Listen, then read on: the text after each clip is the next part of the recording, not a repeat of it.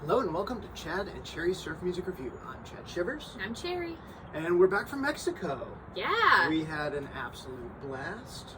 We went from like 80-degree weather in the morning when we left to like 14 degrees or something the next morning. We went from basically summer to full-on winter within 24 hours. Not kidding. I mean, during the time of this, it's been about, I don't know, a week since Winter Storm Elliott or whatever came through. We personally did not have pipes bursting, but our neighbors had pipes burst due to freezing weather. Several people in our neighborhood had freezing pipes that burst, so it has been cold. And then now it's 64 degrees. So we're back on the porch because we haven't been able to get out here because it's been getting dark so early. So early and so cold. Luckily today, Cherry took most of the day off, so we're kind of getting a midday video in here, so we're excited about that. So yeah, it's been cold, almost cold enough to go snow skiing. Yeah, especially this past week. There's lots of snow all over like the Northeast and Midwest and everything like that right now. Luckily not here, but not here. So Christmas is done. We hope you guys, if you celebrate Christmas, we hope you had a great one, or a great Hanukkah or Kwanzaa or whatever that you may celebrate during this time of year, if anything at all. But we're not quite ready to get rid of winter yet in our series. Yeah. So since the holidays are pretty much past us, we figured why not do a winter album? We're still in the winter season. That's right. It was last week of January. February. December. Whatever this month is. So we are going to do the Avalanches Ski Surfin record. Ski Surfin. This is a fun one. It's another studio project. Y'all know I'm a big fan of those. Warner Brothers, 1963. Wow. Winter themed pretty much throughout, and we'll discuss a little bit more in a minute. But let's drop that needle. We're going to start off with the title track, Ski Surfin'.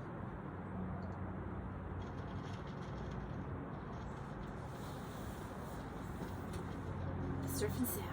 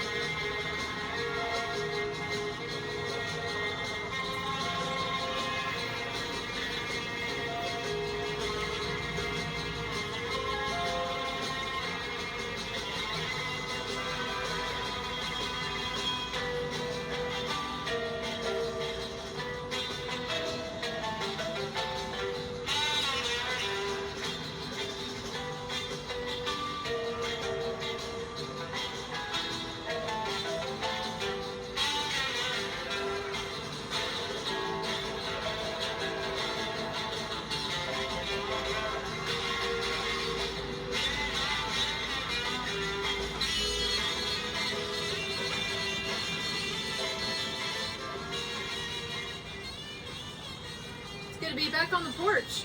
It is good to be back on the porch for sure. Man, this song,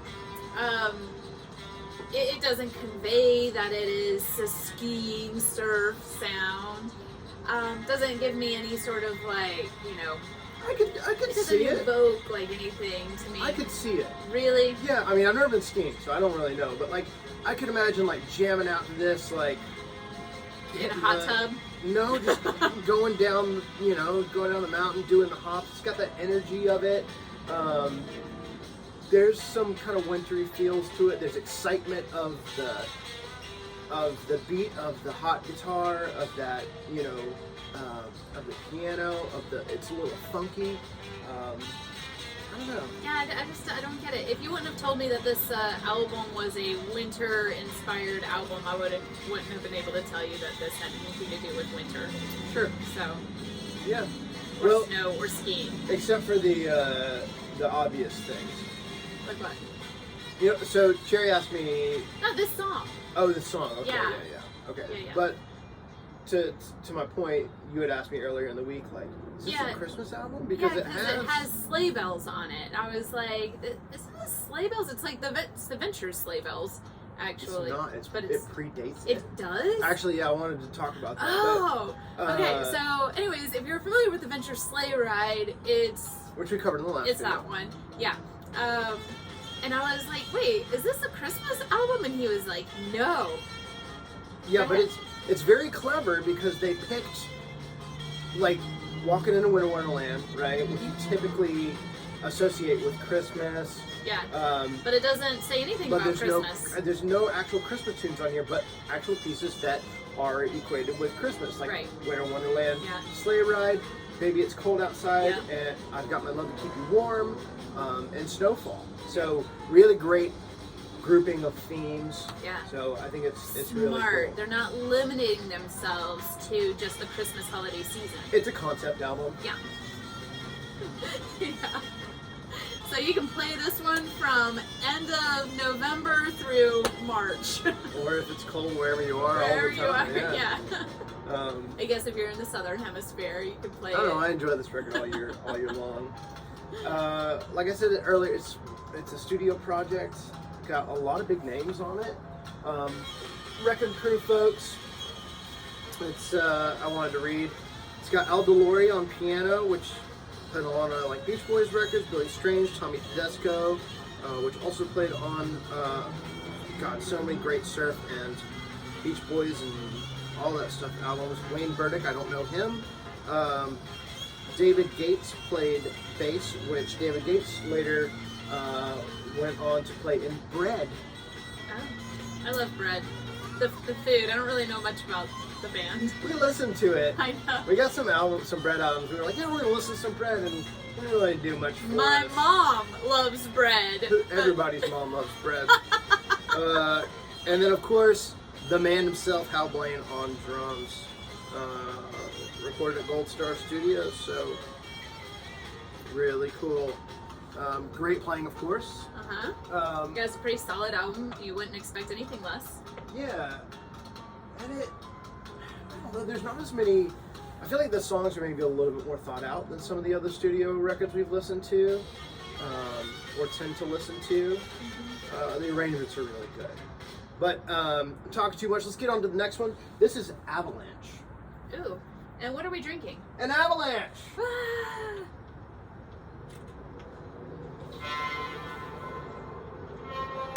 Cheers again.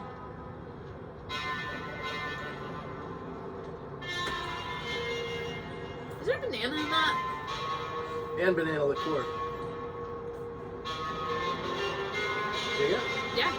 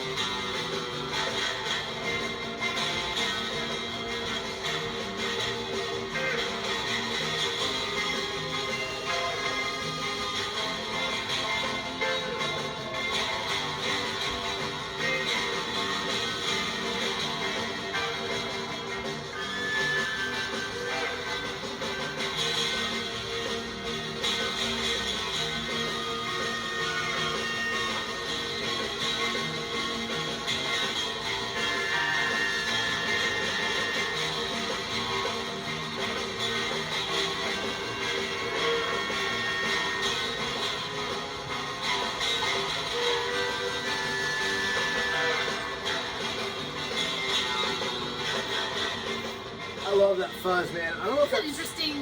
It is an interesting sound. It's different than the other like fuzzy guitar. I think it might be a bass 6 or a baritone. It sounds a little on the low side. Just has that sound to it. There's also some sounds in here that remind me of some of those like studio, almost trickery records, like where there'll be like a Les Paul record where he just double tracks himself. Billy Moore, it reminds me of some of that stuff.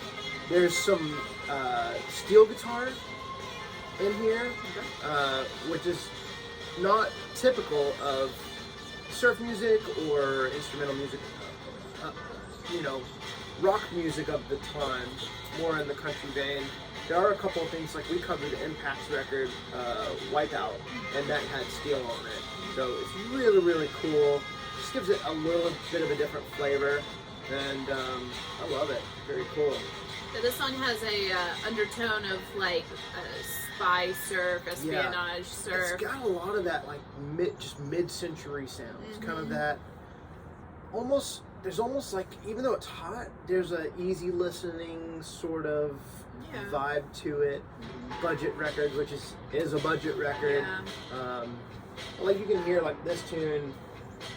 This has got that kind of exotic budget, easy listening, light. Well, let me ask you. Okay, so this is a studio band, the Avalanches, not a real band. Right. Why? Like, why would they put together a makeshift band to put out like one record, maybe not even like tour on? No, definitely not tour. Yeah, so I don't get that. I don't get the whole like, let's just put out an album. Because teenagers were starting to have extra money in their pockets, and if you could, you know, go down to the department store and there's a budget record and it matches something that you might be into, or, you know, maybe a way for labels to experiment with their record buying public, because it's also pretty new at this point, you know. True. I mean, this is 63. True. Rock music is only... The British invasion really hasn't happened yet. Right, I mean, rock music is only 8 years old, really. In the form that we know it. We've talked about this before. Yeah. But, so, you know, there's surfing, there's hot rod, there's ski surfing, there's water skiing, there's slot cars, and, you know, they're trying to market to whatever they think that they can sell, and maybe try and hit with something cool, you know? It just seems like wasted, I don't know, shelf space or something, where they could have probably have made like one of those guys on the back of the album the focal point of the band, like, you know. Yeah, but these guys didn't necessarily want that, because they were clocking in the 9 to 5 and going home. True. And making a good living. They didn't want to be road dogs and do that. I'm assuming most of the be time. like Tommy Tedesco and the Avalanches. I mean, Tommy Tedesco did have like solo records and things like that. So did Hal Blaine had solo records. Yeah.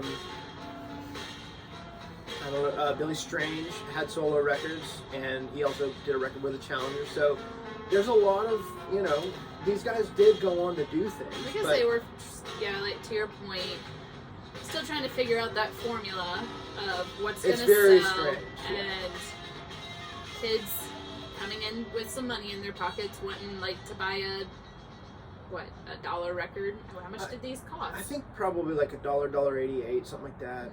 I think I've seen that like $1.88 price tag. Yeah. Which seems high to me, but maybe it wasn't. Or maybe it was 88, I don't know. So weird. Okay.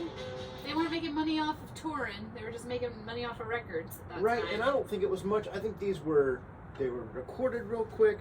They were pressed, you know, real quick. Yeah, super fast. They were budget. You know, some of these sleeves and things are pretty flimsy.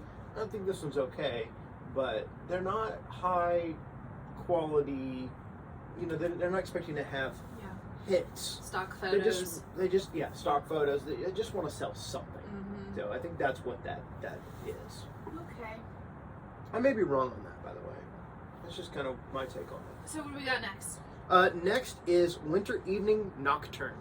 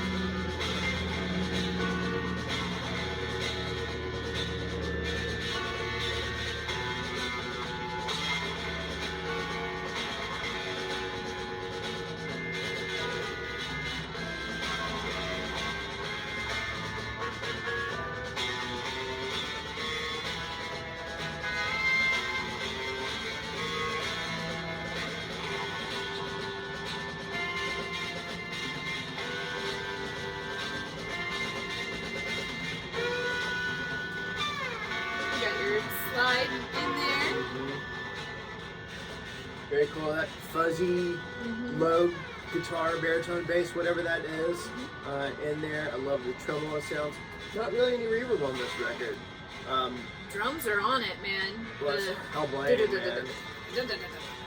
Played on, more records than anybody. He's just not stopping. It's just like, it's all Phil. It's all Phil. It's not Phil, it's Hal. Hal. I'm sorry. I'm sorry.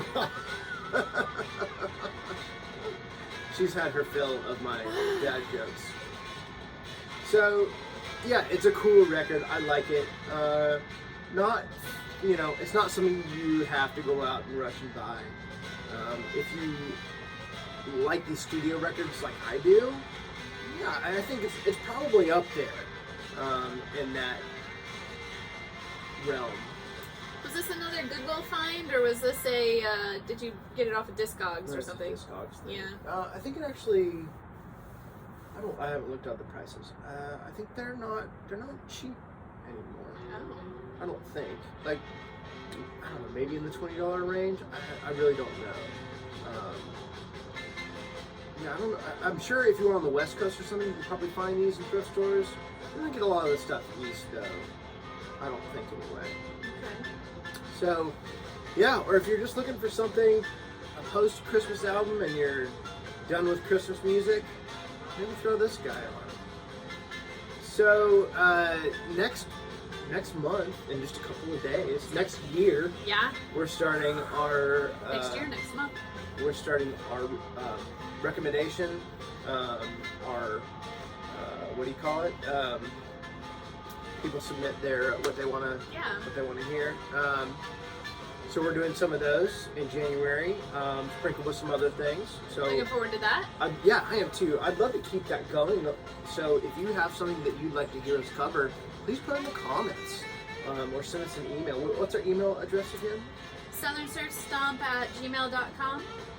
So send us an email there. Or SouthernSurfStompFest@gmail.com. It's in the description. I think it's Southern Surf Stomp Fest. SouthernSurfStompFest@gmail.com. And it's in the description down below, as well as the ingredients to this drink, if you would like to drink along with us. Not bad. It's Yeah.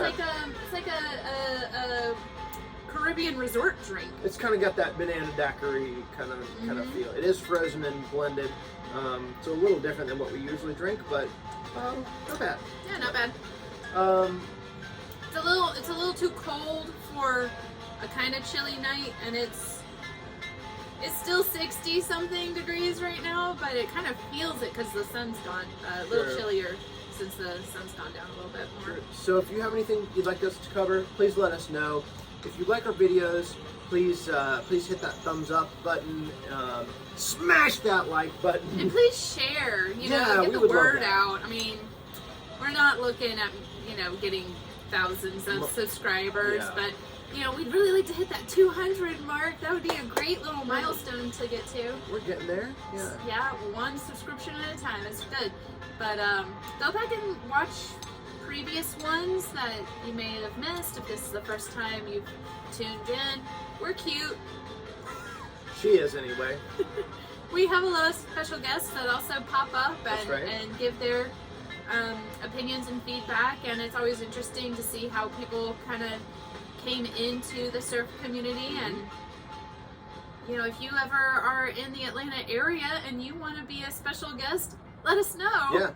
That would Seriously. be awesome. Seriously, So we can hook you up. Yeah, I mean, we want to know what your opinions are on things too, not just ours. You can be seen by tens of people. That's right. Whoa. And then some things. We've got Winter Surf Fest coming up. There's High Tide coming up. Inawele in Atlanta in January. Winter Surf Festival is at February. There's High Tide's Winter Holiday coming up with our friends the Manicuras are playing, and some other groups. A lot of cool stuff coming up that I'm excited about. Some, what releases are going to be coming out next year. If you have a release, tell us about it. But I'm rambling. Let's wrap it up. We We hope that wherever you are in the world, that you are happy, healthy, and safe. And if you see this video tonight or tomorrow, Happy New Year! Happy New Year! Heck, if you see it afterwards, we hope you have a Happy New Year. So without further ado, cheers! Should old acquaintance be forgot and never brought to mind?